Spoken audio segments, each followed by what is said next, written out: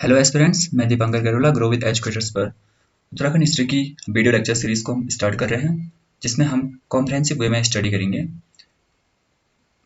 हमने अलग अलग सोर्सेज के माध्यम से जानकारी को कलेक्ट किया है।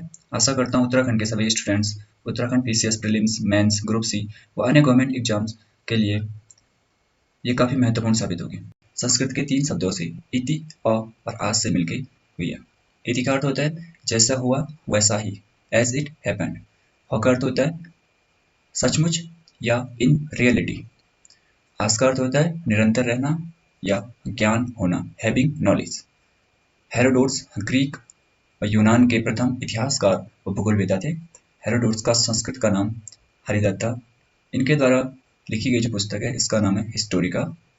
ये काफ़ी इंपॉर्टेंट है, कई बार एग्जाम में पूछा भी गया है कि हेरोडोट्स की रचना क्या है या इनकी पुस्तक का नाम क्या है, तो यह हिस्टोरिका। इसको आप नोट भी करते रहिए। हेरोडोट्स की मृत्यु 425 ईस्वी पूर्व में हुई। हेरोडोट्स पहले और सबसे महत्वपूर्ण इतिहासकार थे और इन्हें इतिहास का पिता भी कहा जाता है, फादर्स ऑफ हिस्ट्री। जो हिस्ट्री शब्द है, हिस्ट्री शब्द की उत्पत्ति भी हिस्टोरिका से ही हुई है। हिस्टोरिका जो हेरोडोट्स की रचना थी। हम इतिहास के भागों की बात करते हैं। सामान्य तौर पर इतिहास 3 भागों में बांटा गया है। सबसे पहला आता है आदिकाल, एंशिएंट हिस्ट्री, मध्यकाल, मिडिवल हिस्ट्री, और नेक्स्ट आता है आधुनिक काल, मॉडर्न हिस्ट्री। इनके बारे में आगे बढ़ेंगे। उत्तराखंड में अनेक पुरातात्विक साक्ष्य प्राप्त हुए हैं, जिनके आधार पर यह निश्चित रूप से कहा जा सकता है कि यह क्षेत्र प्राचीन काल से ही मानवीय गतिविधियों से संबद्ध रहा है। उत्तराखंड के प्राचीन काल को 3 भागों में बांटा गया है। पहला है प्राग ऐतिहासिक काल, इसको अंग्रेजी में प्री हिस्टोरिक पीरियड भी कहते हैं, प्री हिस्टोरिक पीरियड।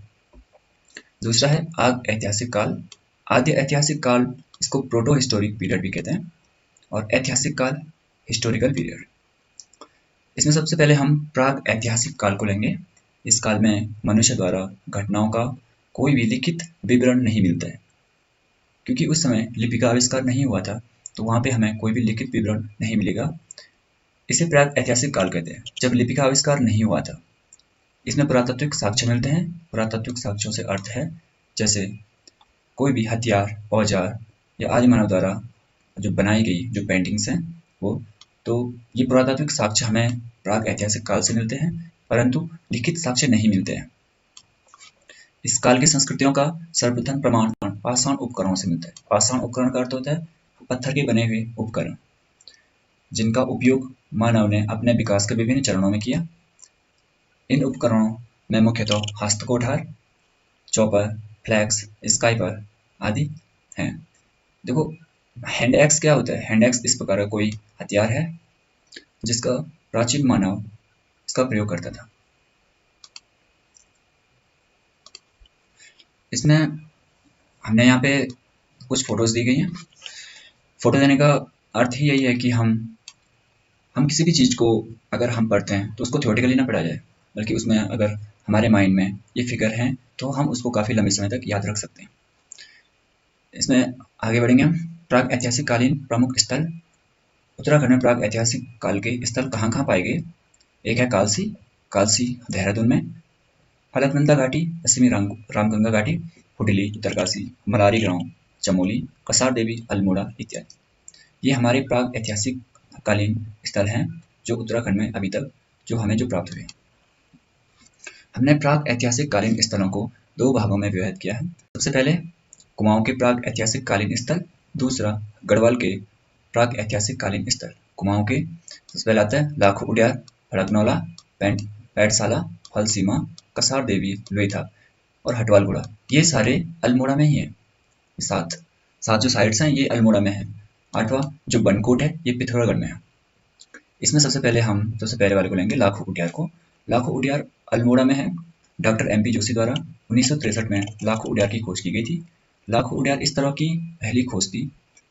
इस शैल चित्रकला का मुख्य विषय सामूहिक नृत्य और जानवरों का शिकार करना है। देखिए, जो उत्तराखंड में जब पहली बार उत्खनन हुआ और डॉक्टर MP जोशी द्वारा 1963 में लाखो उडियार की खोज की गई।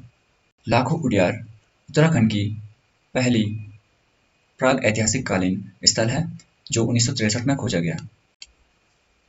इसमें दूसरा जो स्थल है यह है फड़कनोला शैलाश्रय। फड़कनोला शैलाश्रय की खोज 1985 में डॉक्टर मठपाल द्वारा की गई। ये शैलाश्रय सुयाल नदी के तट पर स्थित है। इसमें कुल 3 चित्रित शैलाश्रय हैं। पहला शैलाश्रय की छत नागफनी की भांति है।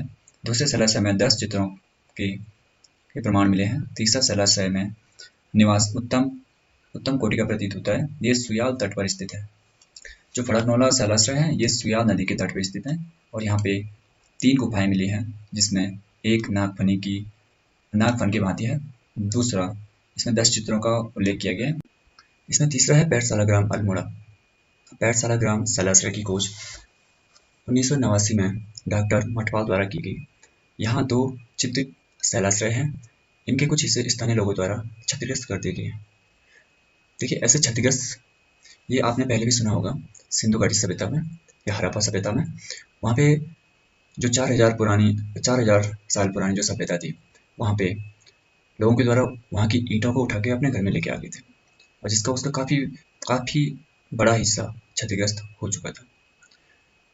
हालांकि ये हमारे लिए एक अमूल्य धरोहर है, लेकिन जाने अनजाने में वहाँ के स्थानीय लोगों के द्वारा उसको क्षतिग्रस्त किया गया। वही यहाँ भी हुआ कि पैठशाला ग्राम में जो शैल चित्र थे उनको क्षतिग्रस्त किया गया।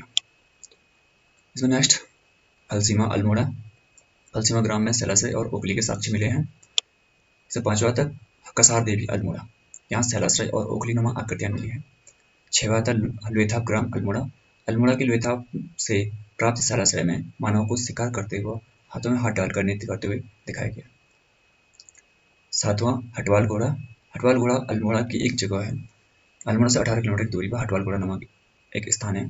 यहाँ पे सींगों का बना मुखौटा पहना एक मानव की आकृति मिली है। एक मानव है, उसने सींगों का मुखौटा पहन रखा है और दूसरी आकृति जो है वो है बिरसप की। इनके शैलचित्र प्राप्त हुए हटवाल घोड़ा से।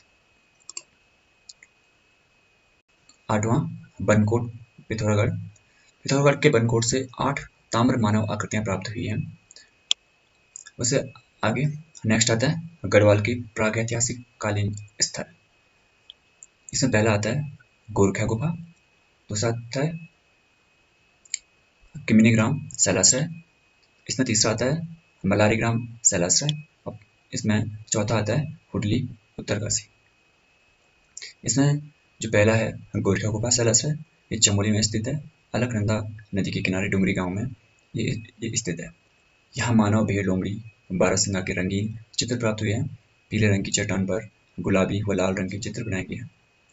यहाँ प्राप्त शैल चित्र लाखों गुफा के चित्रों से अधिक चमकदार हैं और यहाँ लगभग 41 आकृतियाँ मिली हैं। इनमें से 33 मानव, 8 पशुओं की आकृति मिली है। इसमें नेक्स्ट आता है किमली ग्राम शैलाश्रय, यह भी चमोली में स्थित है। पिंडर घाटी में स्थित यह शैलाश्रय हथियार और पशु चित्र बनाए गए हैं। इसकी प्रमुख विशेषता श्वेत रंग का चित्रित शैलाश्रय है। यहाँ पे श्वेत रंग की इसकी प्रमुख विशेषता यह है कि यह श्वेत रंग का चित्रित शैलाश्रय है। इसमें तीसरा आता है मलारी गांव शैलाश्रय। तिब्बत से सटे मलारी गांव में नरकंकाल, मिट्टी के बर्तन, जानवरों के अंग और 5.2 किलोग्राम की सोने का मुखावरण प्राप्त हुआ है। जो सोने का मुखावरण है ये मैंने आपको इससे पहले बताया था। ये फोटो है, ये है गोल्डन मास्क, ये मलारी से प्राप्त हुआ।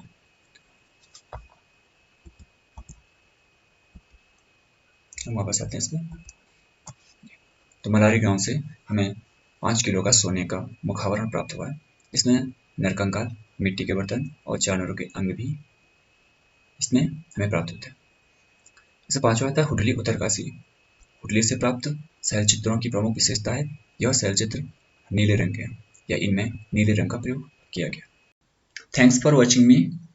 अगर आपका कोई डाउट है आप कमेंट बॉक्स में हमें लिख के भेज सकते हैं। हमारा कल का सेशन जो होगा वो होगा आदि ऐतिहासिक काल का। हम उसको कल कंटिन्यू करेंगे।